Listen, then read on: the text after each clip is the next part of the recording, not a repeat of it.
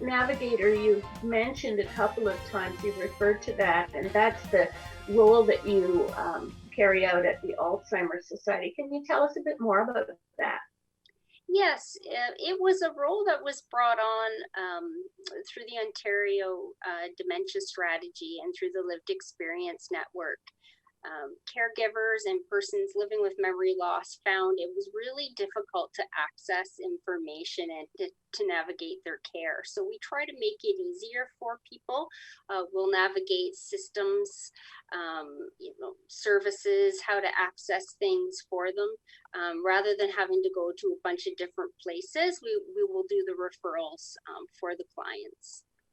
Yeah, it sounds like it can be very, very helpful to people. But the first thing they have to do in order to access the navigator, yourself, the first link navigator, or Sharon that we're going to be talking to after the break, is they need to make that call. That first call can be a real hurdle to get over.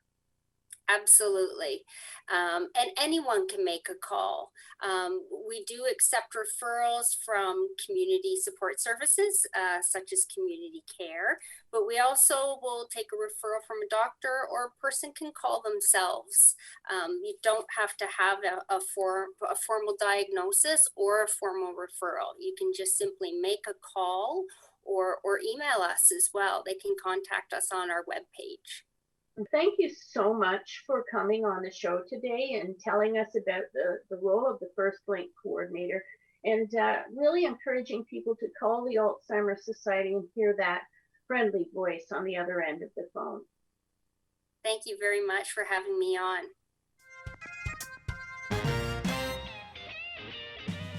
So are there other things the Alzheimer Society is working on to address social isolation during the pandemic, Sharon, that you need to tell us about?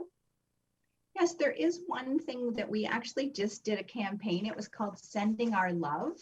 So we went out and we delivered activity kits, and we are going to follow up some of those activity kits with some online programming. So we're going to do, especially during the winter when people are really held down, they can't get out. So we're going to do some cooking. Pertra, who we spoke with, is a very talented artist. She's going to do some art programs, simple art activities with people.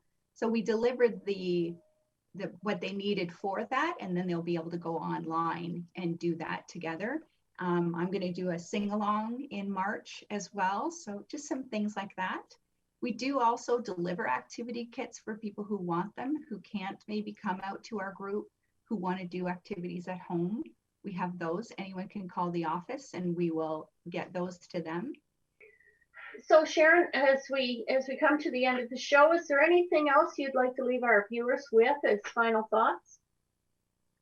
I just think, again, as Pertra said, that you're not alone, that this isn't something, when someone begins to experience memory loss, or they do get a diagnosis of dementia or Alzheimer's, that you don't have to do this by yourself.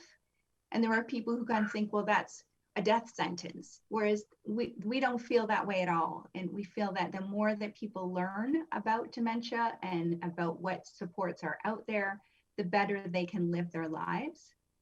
Our education series are a great place to start. We have First Link Learning Series where people can learn first steps, care essentials, different things, but you don't have to do this by yourself, and we're definitely here to support people who are going through this.